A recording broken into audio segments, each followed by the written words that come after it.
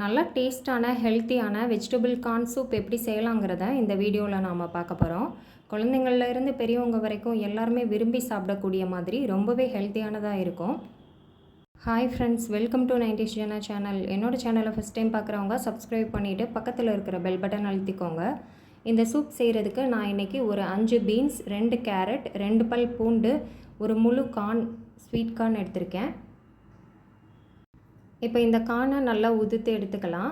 அதுக்கு ஃபஸ்ட்டு நாம் ஒரு கத்தி வச்சு இதில் ஒரே ஒரு வரிசையை மட்டும் எடுத்து விட்டோம்னா அப்புறமா விரல்களால் எடுக்கிறது ரொம்ப ஈஸியாக இருக்கும். பாருங்கள், இந்த மாதிரி எடுத்துக்கோங்க. பாருங்கள், அதுக்கப்புறமா உள்ள வரிசைகளை விரலால் இந்த மாதிரி அந்த பக்கமாக தள்ளணுன்னாலே எல்லாமே ஈஸியாக வந்துடும். இந்த மாதிரி ஃபுல் கார்னையும் நல்லா உதுத்து எடுத்துக்கலாம். இப்போ பாருங்கள், நம்ம எல்லா கார்னையும் உதுத்து எடுத்தாச்சு. இப்போ இதில் பாதியை மிக்ஸி ஜாருக்கு மாற்றிக்கலாம். பாதியை நாம் அரைச்சிட்டு சேர்க்க போகிறோம். பாதியை மிக்ஸி ஜாருக்கு மாற்றியாச்சு. இப்போ மீதி பாதி அப்படியே அதே பவுலில் இருக்கட்டும். இப்போது மிக்ஸி ஜாரில் இந்த கார்ன் அரைக்கிறதுக்கு தேவையான அளவு தண்ணி சேர்த்து நல்லா அரைச்சி எடுத்துகிட்டு வந்துடலாம். நான் இப்போ ஒரு 1/2 டம்ளர் அளவு தண்ணி சேர்த்துருக்கேன். இந்த மாதிரி நல்லா அரைச்சி எடுத்துகிட்டு வந்தாச்சு. இப்போ பீன்ஸ், பூண்டு, கேரட் எல்லாத்தையுமே கட் பண்ணி வச்சுருக்கோம். இப்போ நாம் சூப் செய்ய ஆரம்பிச்சிடலாம். அதுக்கு ஸ்டவ் ஆன் பண்ணி அடுப்பில் ஒரு குக்கர் வச்சுக்கலாம். குக்கரில் சூப் செய்கிறது ரொம்பவே ஈஸியாக இருக்கும். நமக்கு காய்கறியெல்லாம் டக்குன்னு வெந்து வந்துடும்.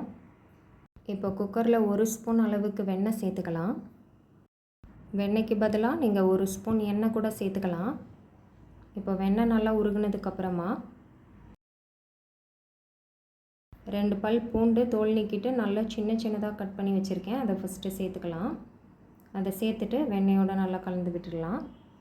ஒரு 10-15 செகண்ட்ஸ் மட்டும் பூண்டை வெண்ணெயோடு நல்லா கலந்து விட்டதுக்கப்புறமா நாம் கட் பண்ணி வச்சுருக்கிற பீன்ஸை சேர்த்துக்கலாம். நான் இப்போது 5 பீன்ஸ் சின்னதாக கட் பண்ணி வச்சுருக்கேன். அதை சேர்த்தாச்சு. அப்புறமா நாம் எடுத்து வச்சுருந்த 2 கேரட்டை சின்னதாக கட் பண்ணிவிட்டு சேர்த்துருக்கேன். கூடவே நாம் அரைக்கிறதுக்கு எடுத்த கார்ன் போக மீதி இருக்கிற கார்னை சேர்த்துக்கலாம். சேர்த்து இதை எல்லாத்தையும் ஒரு 1/2 நிமிஷத்துக்கு மட்டும் நல்லா வதக்கிக்கலாம்.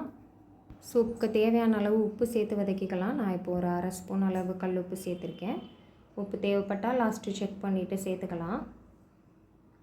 இப்போ இதை எல்லாத்தையும் 1/2 நிமிஷம் மட்டும் நல்லா வதக்குனதுக்கப்புறமா நாம் அரைச்சி வச்சுருக்கிற கார்ன் பேஸ்ட்டை சேர்த்துக்கலாம்.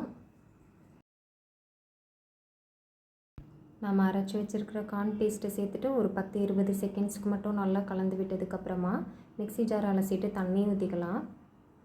நான் இப்போது 1 டம்ளர் அளவு தண்ணி மிக்ஸி ஜார் அலசி சேர்த்துருக்கேன். இப்போ இதை நல்லா கலந்து விட்டுட்டு நாம் எத்தனை பேருக்கு சூப் செய்கிறோமோ அதுக்கேற்ற மாதிரி தேவையான அளவு தண்ணி சேர்த்து நல்லா கலந்துக்கலாம்.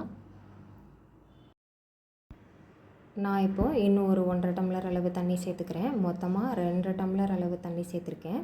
இது நார்மலாக நாம் டீ குடிக்கிறதுக்கெல்லாம் யூஸ் பண்ணுவோம்ல, அந்த மாதிரி டம்ளரில் 2 டம்ளர் அளவு தண்ணி சேர்த்துருக்கேன்.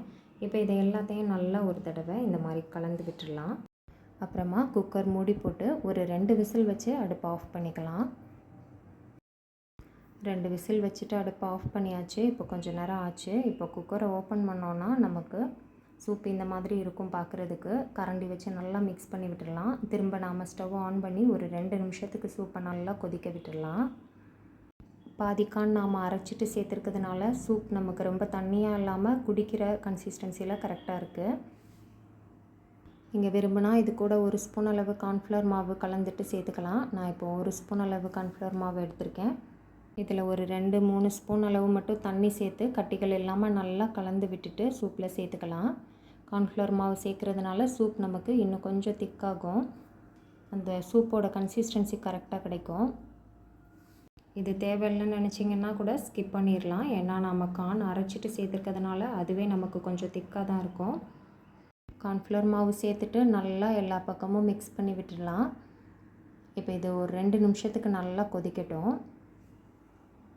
இந்த மாதிரி நல்லா கொதிக்க ஆரம்பித்ததுக்கப்புறமா சூப்புக்கு தேவையான அளவு மிளகுத்தூள் சேர்த்துக்கலாம். நம்மளோட சுவைக்கு ஏற்ற மாதிரி தேவையான அளவு மிளகுத்தூள் சேர்த்துக்கலாம். நான் இப்போ ஒரு பெரிய ஸ்பூனில் 1/4 ஸ்பூன் அளவு மட்டும் மிளகுத்தூள் சேர்த்துருக்கேன். இந்த டைமில் உப்பு போதுமான்னு செக் பண்ணிவிட்டு உப்பு தேவைப்பட்டால் சேர்த்துக்கலாம்.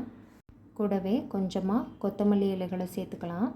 கொத்தமல்லி இலைகளுக்கு பதிலாக ஸ்ப்ரிங் ஆனியன் இருந்தால் கூட அதை நல்லா கழுவிட்டு சின்னதாக கட் பண்ணிவிட்டு சேர்த்துக்கலாம். இப்போது 2 நிமிஷம் ஆயிடுச்சு. நல்லா எல்லாத்தையும் மிக்ஸ் பண்ணி விட்டுட்டு அடுப்பை ஆஃப் பண்ணிக்கலாம். இப்போ நமக்கு ரொம்பவே சூப்பரான டேஸ்ட்டில் வெஜிடபிள் கார்ன் சூப் ரெடி ஆயிடுச்சு. குழந்தைங்கள்லேருந்து பெரியவங்க வரைக்கும் எல்லாருமே விரும்பி சாப்பிட்ற மாதிரி நல்ல டேஸ்ட்டாக இருக்கும். ரொம்பவே ஈஸியாக செய்கிற மாதிரி ஒரு ஹெல்த்தியான சூப்பும் கூட. மிஸ் பண்ணாமல் எல்லோரும் இதே மெத்தடில் செஞ்சு பாருங்கள். செஞ்சு பார்த்துட்டு எப்படி இருந்ததுன்னு சொல்லி எனக்கு கமெண்டில் சொல்லுங்கள். என்னோடய சேனல் பிடிச்சிருக்குன்னா லைக் பண்ணுங்கள், சப்ஸ்கிரைப் பண்ணுங்கள். தேங்க்ஸ் ஃபார் வாட்சிங்.